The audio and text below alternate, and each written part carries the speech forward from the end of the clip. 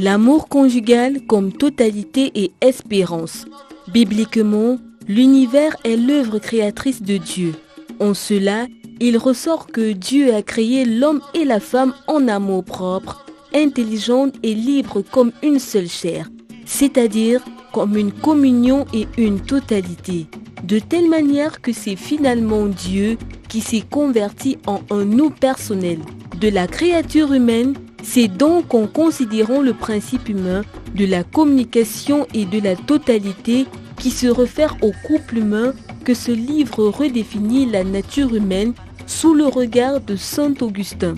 L'amour conjugal comme totalité et espérance de Godefroy-Léon Condé, nouvellement paru chez l'Harmattan.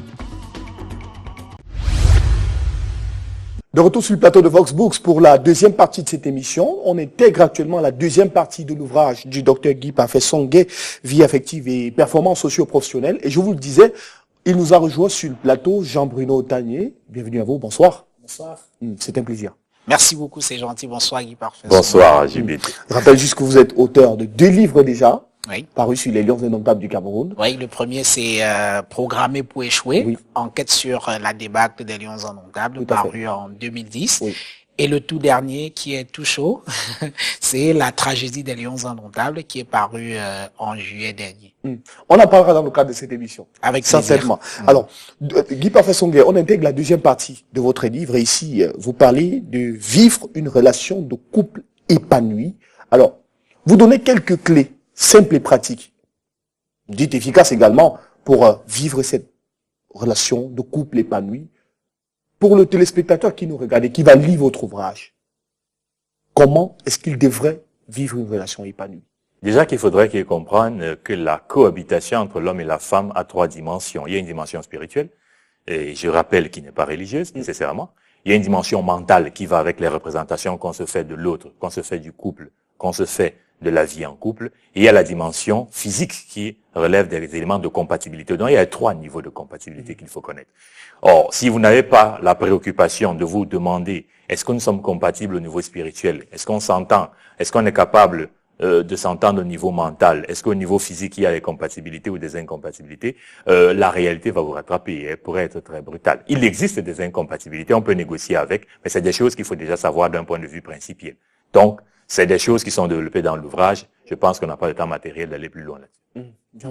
D'accord. Vous me permettrez de revenir un peu au début, parce que j'ai pas été là au début de l'émission, et je voudrais m'arrêter d'abord sur un certain nombre de considérations qui relèvent de la forme.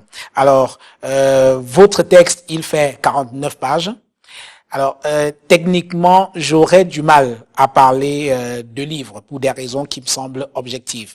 Parce que l'UNESCO est clair sur ce que veut dire un livre. C'est un document écrit qui doit faire au moins 49 pages, la couverture non comprise, et qui est édité dans un pays et destiné au public. Or, dans le cas d'espèce, on a un texte qui n'existe que sous support numérique ou alors PDF. Donc, ce préalable étant posé, je préférerais, pour ma part, tout au long de cet entretien, parler de votre texte, mais pas d'un livre, parce que, à mon avis, il ne répond pas au canon qui me semble objectif pour parler d'un livre. Il est important de répondre à cette question. Oui. C'est un livre, bon, c'est vrai que vous avez eu ma version à moi, c'est un livre, parce que de toute façon, quand vous parlez de 49 pages, on a un format A4. Oui.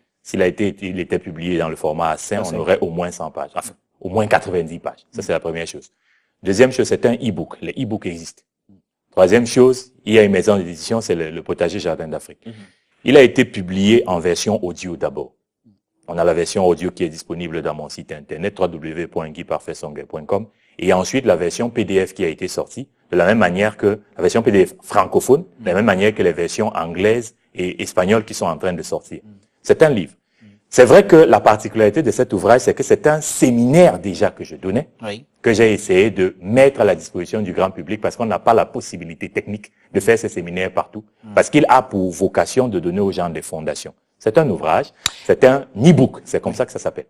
D'accord, même je voudrais quand même insister là-dessus pour dire que même lorsqu'il y a des versions électroniques des ouvrages, ce sont les versions électroniques d'un support qui existe déjà sur le papier. Parce qu'effectivement, il faudrait, c'est vrai avec le développement du numérique et tout, beaucoup de livres aujourd'hui sortent en version numérique, mais il y a d'abord une version papier avant une version numérique. Ça, c'était des considérations qui me semblent tout à fait formelles et qui n'ont rien à voir avec le contenu maintenant de votre texte. Et je dois dire que j'ai parcouru votre texte avec plaisir et je trouve